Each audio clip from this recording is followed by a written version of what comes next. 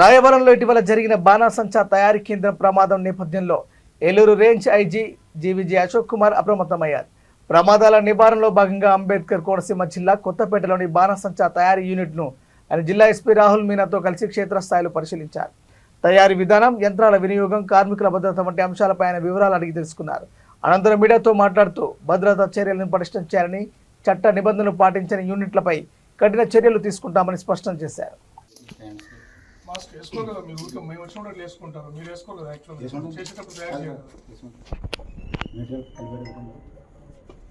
ఎక్కువ ఒత్తిడి చేస్తే ఇక్కడ పేలిపోవచ్చు కదా. మన ఎక్కువ వచ్చి పగిలిపోద్ది. ఇది ప్లాస్టిక్ కదండి, ఇది మనం ఎక్కువగా రసం ఇచ్చామనుకోండి పగిలిపోతుంది. మనం ఎంత చేస్తే అంత చేసుకుంటాం.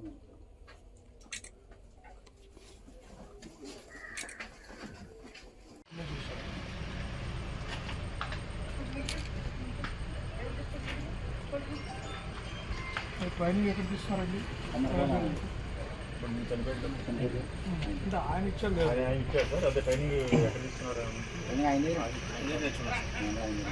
అఫిషియల్గా ట్రైనింగ్ జరగలేదు. ఇప్పుడు చిన్నప్పుడు నేర్పిస్తే అదే ప్రాక్టీస్ చేస్తున్నారు.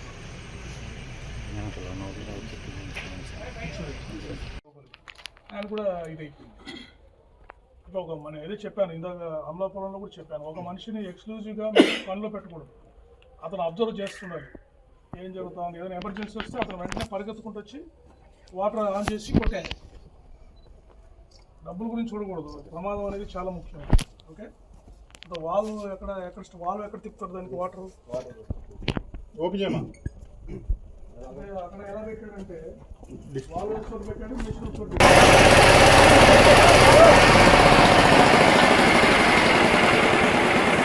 మీరు ఫైర్ చిక్కుకుంటుంది కదా. అంటే నేనేం చెప్తున్నానంటే మోటార్ని కొంచెం దూరం పెట్టుకోండి. ఆ మనిషి ఏం చేయాలి, ఆ పైపు అదంతా దూరం ఉంటే ఒక 50 మీటర్లు లేకపోతే 20-30 మీటర్లు దూరం ఉంటే అతను ఫ్రీగా ఆపరేట్ చేస్తాడు. ఇక్కడే ఉన్నాడు అనుకోండి, ఇక్కడే ఫైరింగ్ ఎత్తుంది, అతను ఎలా ఆపరేట్ చేయగలడు?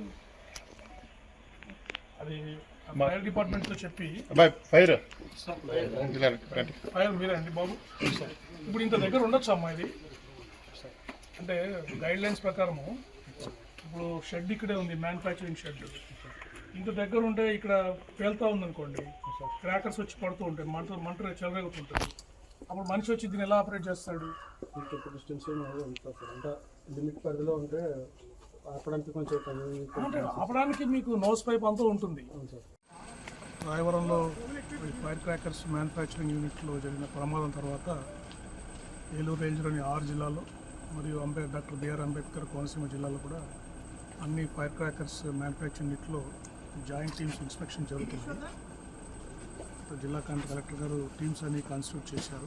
Fire department, police department, revenue department, labour department, electricity department, ఇంకా అవసరమైతే మిగతా డిపార్ట్మెంట్స్ కూడా తీసుకుని అన్నీ ఇన్స్పెక్ట్ చేస్తున్నారు.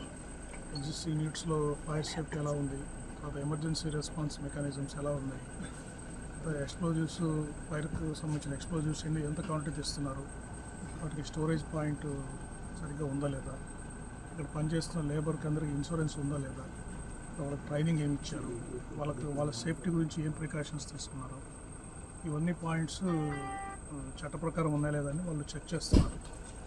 దాని తర్వాత వీటి గురించి మళ్ళీ సరైన నిర్ణయం తీసుకోవడం జరుగుతుంది.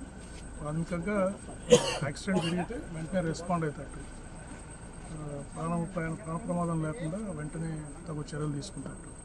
అలా ఫైర్ యాక్సిడెంట్స్ కాకుండా ఎటువంటి చర్యలు తీసుకోవాలి అనే దాని మీద ప్రాథమికంగా కాన్సన్ట్రేట్ చేసి నేను దృష్టి సారిస్తున్నాను.